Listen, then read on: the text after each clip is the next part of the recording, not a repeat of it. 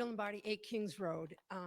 And I was happy to see some of you recuse yourself tonight from discussions. And I just wanted to bring up the ethics and conflict of interest training that you're all required to take. As elected board members, you've all been trusted to, you wanted the voters to vote for you, they voted for you, and voters trust that you keep their best interests in mind. Part of your training is that you must provide within 30 days of hire or election and then annually after, and required to acknowledge in writing that you received the summary of the training. Just a random citizen happened to send something to me. On 10/31, they requested public records of the training that was conducted by all 5 of you that was required by mass ethic laws. And as of 10/31/2023, only one of you had completed the mandatory training, and that was J.R. McCourt. So J.R., I thank you for complying. And when this citizen was responded to on November 7th, the other 4 of you had finally completed your training. So that's almost 11 months into the year before the mandated training was completed, which is disappointing. Also on Monday night, Ted Daniels, investigative reporter for Boston 25, reported that he had submitted a public records request to the Norfolk District Attorney Michael Morrissey's office down on Shawmut Street and Canton. Mr. Morrissey confirmed that the DOJ is investigating the investigation into the murder of John O'Keefe. They are not investigating the murder, they are investigating the investigation. So the DOJ, it's possible the investigative reporting said that they either investigate police corruption or obstruction of justice. And I hope that we are protected. The thing turned red to let me know that I'm under a minute. Thank you very much. I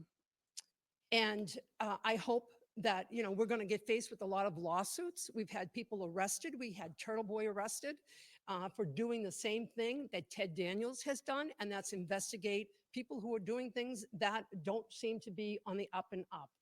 He was charged with felony counts, and they charged him with fragments of sentences, not even complete sentences, and to silence him. And then we have the Canton 9, which are regular citizens who just held signs across the street from Mr. Albert's D&E restaurant, and they were charged with felony counts. We're looking at serious lawsuits in this town based on the way people are being charged. And we also heard, I got 0 seconds, we also heard that Mr. Mello was leaving your restaurant today, the D&E Pizza today, and we hope that you will resume. And Okay, thank you. Thank you.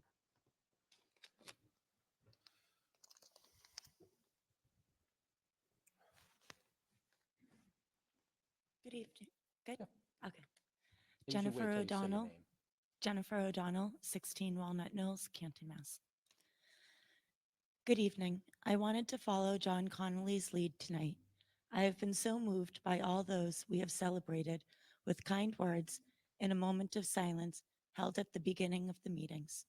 I would like to take the opportunity to remember one of Canton's own and finest. Many of us have noticed a lack of such a moment after his passing. While I personally did not get the opportunity, or as many have put it, the privilege of knowing John O'Keefe, I am sure many would agree we as a community feel a deep connection to him and his story. I think we can all agree we share a common goal of justice for John O'Keefe and his loved ones. With his birthday upon us this Friday and the anniversary of his murder just around the corner, I thought now would be a fitting time to remember him. John O'Keefe was not just an ordinary human being. He was a remarkable individual, a true gem in the world, in a world that could use more people like him. His actions and character spoke volumes about the type of person he was: selfless, kind, and full of love. It was evident in everyone who knew John that his top priority in life was to provide his children with the life filled with external love and immense happiness. He strived to create an environment where they would feel loved, nurtured, and supported. He did this effortlessly, always going on his way, out of his way to ensure his children had everything they needed to thrive. But it wasn't just his own that John cared deeply for. He was a genuine person with a beautiful soul, known for giving anyone the shirt off his back if it needed be. His generosity knew no bounds. He never hesitated to help those in need. One of John's most admiring qualities was his ability to step up in any situation. No matter what challenge came his way, he faced it head on with determination and perseverance. This trait shined through when he took on his niece and nephew as his own after their parents' unexpected passing. John showed them unconditional love and gave them a stable home filled with warmth and compassion. Those who knew John described him as dependable, trustworthy, dedicated, caring, dignified, and poised. These were not just empty words, but characteristics that truly defined him as a person. With a smile and a contagious laugh that lit up the room, he has surely been missed by many.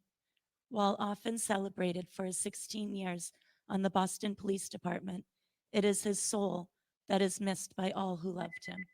A moment of silence for John O'Keefe, please.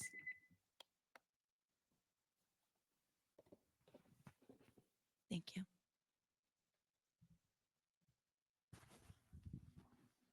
Thank you. Anybody else like to, any comments? Like to be heard? Hearing none, thank you all very much for being here. Thank you for the comments. Do we have a motion to adjourn? I make a motion that we adjourn the December 5th meeting at 8:45 PM. Second. Motion made and seconded. Any comments, questions? All in favor? Aye. 8:45 motion, I'm sorry, meeting is adjourned. Thank you all.